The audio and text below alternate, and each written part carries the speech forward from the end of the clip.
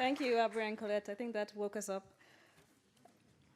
So we have heard how USAID have localized training and made it more accessible, less costly, and more sustainable. I myself have attended a course at ESAMI, so have seen firsthand the value add to the region. We have heard lessons learned from the HR assessment conducted by AMP in the EAC region, which has reiterated the demand for HR capacity building, and also seen how the EAC are responding to this need in the form of the Regional Center of Excellence. We also heard of the I+ solutions approaches to e-learning, which enable greater access to training and knowledge sharing. I was particularly interested in the online discussion facility. And as Motto put it, it says bringing training closer to home. And finally, we heard of some innovative approaches to people development in Africa by IHS and IL, who have hands in both the public and private sector. So a lot of lessons to leverage across sectors.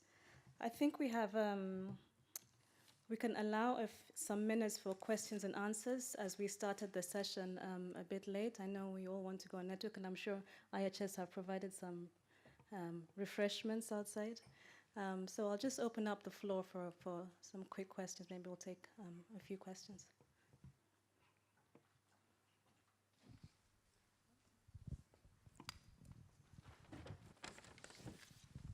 Thank you. My name is Messi Mpatwa from the Ministry of Health and Social Welfare, Tanzania.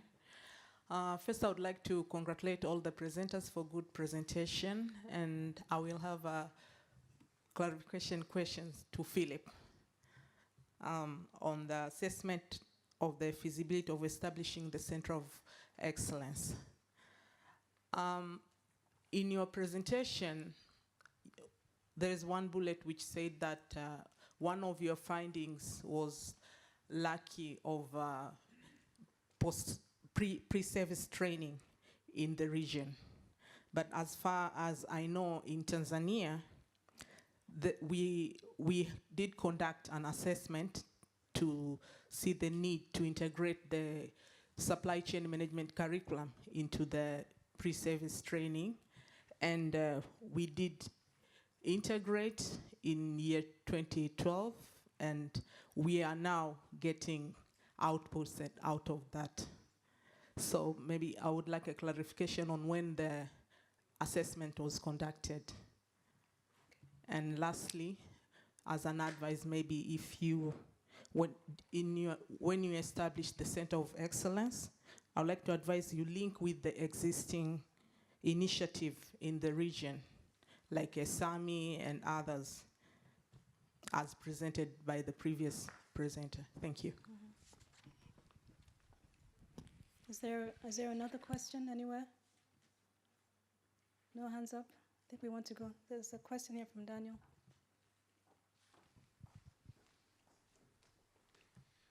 Thanks very much. I'm Daniel Thornton from Gavi Secretariat.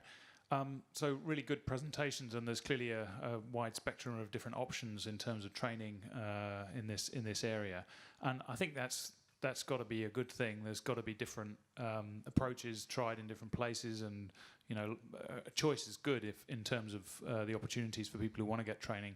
But I also do wonder if we're capturing all of the synergies between the different approaches, and particularly the e-learning is something that could be work with the other things that are being talked about, so that you don't try and have 5 different e-learning approaches across these different centers.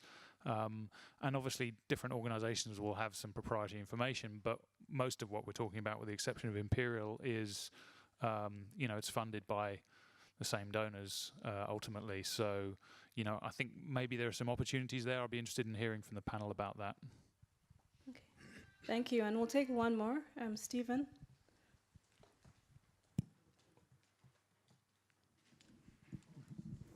Thank you, Msonda. I'm Stephen Karengra from the East African Community. I'd like to thank the presenters for really very interesting presentations. My question is not addressed to any specific presenter here, but Any person who feels like can give us a good answer is welcome. From what I have heard throughout the last 2 days, I think I don't see a standardized way of training the leaders in this area of health logistics. It seems like it is do-it-yourself approach. Every institution has got a different way of doing it.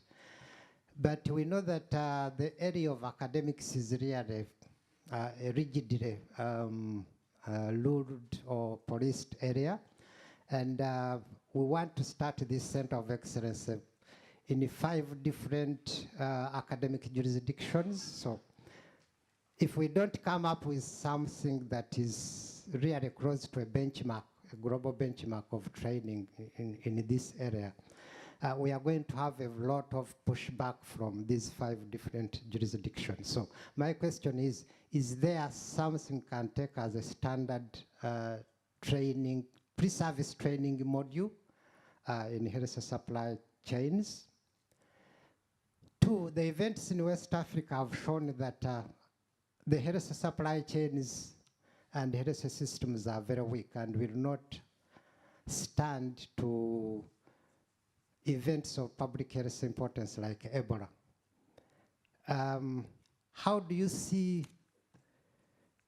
the training, pre-service training especially, and the training of the leaders of health logistics of tomorrow react to the events in West Africa? Thank you. Okay.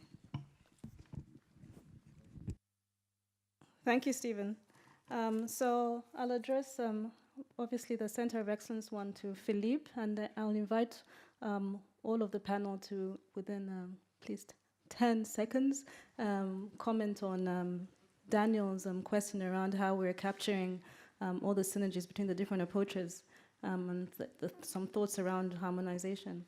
And then I guess we could, at the same time, we could all speak to Stephen's point around whether there is a standard pre-service training module, and how we see the impact of Ebola on HR. I hope we all caught the questions. So we'll start with Philippe, and then Carol will kick us off on the rest. Thank you very much, and thank you for the question. And I take good note of this. I will be sure that we can update the baseline we have. And okay, so your point is well taken, and I'm happy that Tanzania has a pre-service training now on supply chain management. And so for the second part of your point is, yes, there are other training initiative going on in the ESC, and this is very good, and I'm sure that one of the mission of the Center of Excellence will be to make good use of these initiatives, and to maybe to act as a place that can coordinate efforts to ensure that all country will benefit of what is already existing, and will maybe help to better define the training needs in the country. Because what we saw, what is missing is a training strategy, and more is a human resource development vision for supply chain management. Carol, can you comment on the other 2 questions? So with regards to the harmonization of the training efforts, yeah, and the fact that funders are looking for kind of a common things that like are coherent in a way. Yeah, I just wanted to stress that from our experience, it was like a small scale that was like mostly self-funded from our organization based on material we already had and funded by the University of Basel. But indeed, the fact that now we have this course that details pretty much all it's an introduction course on supply chain management that's pretty in-depth. So there's a lot of potential for like, or in-service training, pre-service training, and it's really also easy to mix and match and customize for specific situations, different levels, different functions in supply chain, and different country emergency response situations, etc. I still don't believe that there's one size fits all in terms of supply chain management training, because countries, there's so many different systems in different countries that it's really difficult to find. I mean, it has to be relevant to the people you're teaching, that they can actually take lessons home. But also that's the reason we're also presenting here. It's to hear about who is interested to bring this further, and or we can adapt it to all these situations. So it's something I want to leave quite open. Okay. Thank you. Great. Do you have some quick comments? Well, I basically want to address the last question about the standard pre-service training. I think it's very important to realize that education is still not an international issue. It's very much national. If you include something to curriculum, you have to address also the different ministries of education. They have to approve of it. So I think it's good to work towards a standard and conventions like this. But at the same time, well, each country has to just address his own Ministry of Health and make sure that the pre-service course is accepted as a credited course. No, so I think it's a movement towards we have to work, but it's still not possible at the moment to have one standard course across Africa, for example. Okay. Colette, some quick comments. I think just also on the standardization issue, I think from a training point of view, one would want to standardize the outcome that you train towards and you assess against. And in this case, it might be the competence framework that you guys alluded to earlier. But how you get there might vary from context to context. But I think the thing to standardize, first of all, is the outcome, the end result, the competence framework that we want to get to.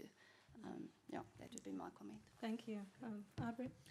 I think I agree with Colette. It's really the outcome that you need to standardize. The dangerous thing with standardization is that you're not going to really meet the country's needs. And that's really what you ultimately need to keep in mind. No one country is the same, and no one country will see supply chain in the same way. And that's really what we need to keep in mind. Thank you. Philippe, do you want to talk to the last two questions? Yes, thank you. I think there are some common, and we can standardize part of the training, because there is a common terminology that has to be used across countries. It's very important that people talk the same language. Even in one country, you have different names for the same thing in different supply chain. So I think it's really important that there are some standardization, at least for the terminology, so for some methods. So, but of course, then it has to be adapted to the country specificity.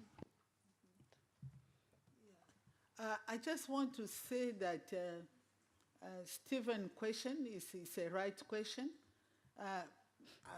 To say that it's not one size fits all is true, but you need a package that you can speak to all. And I know that when something that Philippe didn't talk about it, when they started this with Benoit, Philippe, and many other people, we met to see how the package will look like when they are doing this training that they are doing today.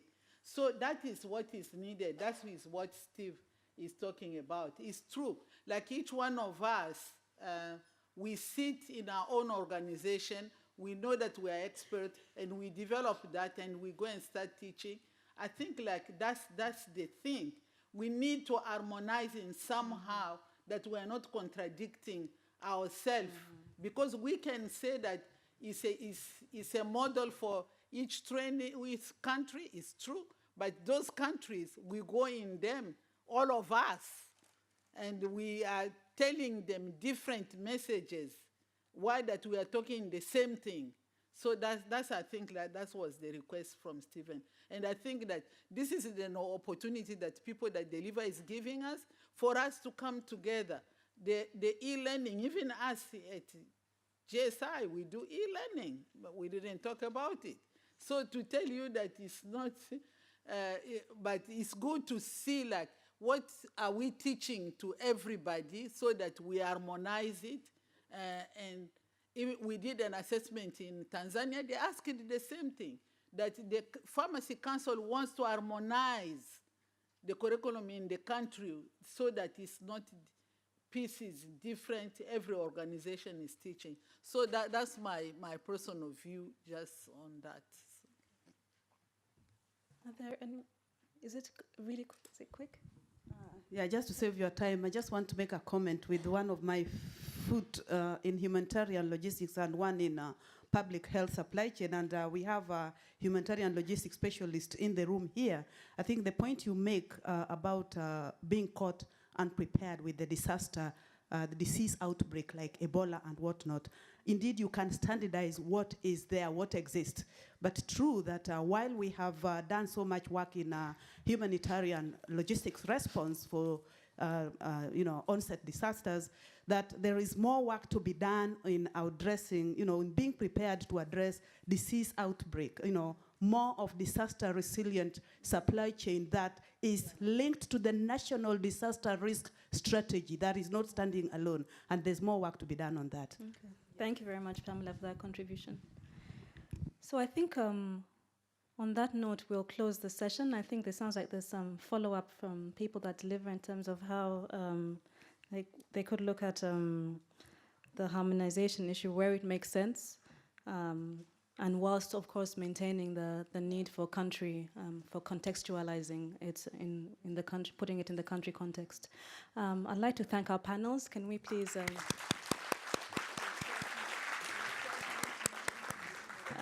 and hand over to Andrew to close. Have you had a good day? Have you learned something? Is your brain exploding? I won't take up much of your time.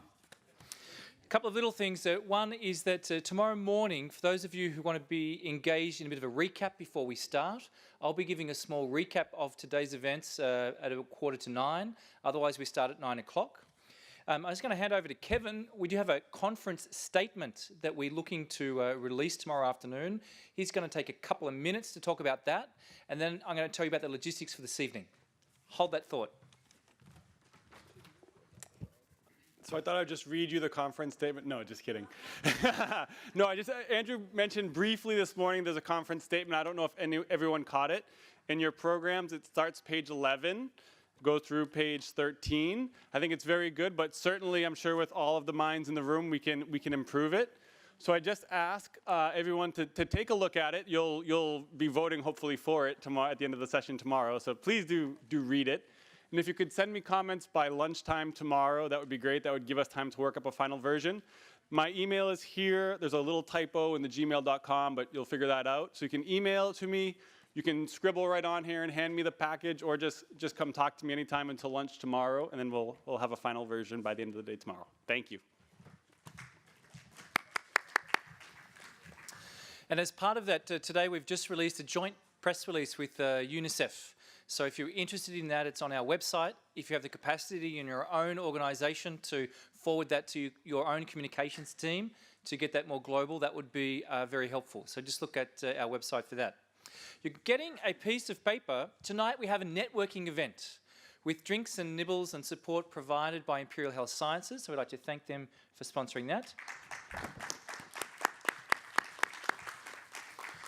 We also want to take the opportunity to thank JSI for sponsoring the translation. I can't speak French. I was very happy. You're rapidly receiving cards as they come around. I want you to look at your name badge. You've got a dot. Put your hand up if you've got a green dot. Look around, look around. Put your hand up if you've got a red dot. Put your hand up if you've got a blue dot. Put your hand up if you've got a black dot. Purple dot. Orange dot. Okay, thank you. One part of the richness of this gathering is the various different groups constituencies that we have together. One of the things I'm going to give you as a challenge, you can choose to take the challenge or not, because I've run out of chocolates for rewards, is we would like you to take the opportunity in this rich network to make sure you engage with people from different colour groups. so you can understand a bit more about the rich diversity within people that deliver. There are some suggested questions there that you can ask your colleagues. I would encourage you over the next couple of hours, or as long as you can stay, to talk to a number of different people that you had not spoken to before, to understand more of their engagement in human resources for supply chain. I would also like to ask the rapporteurs before midnight tonight to send me their notes from today. That would be very helpful to me. Thank you so much for your participation. Let's continue together. We're going to go upstairs, past the Harry Potter staircase, and turn right into the far lounge room. Thank you.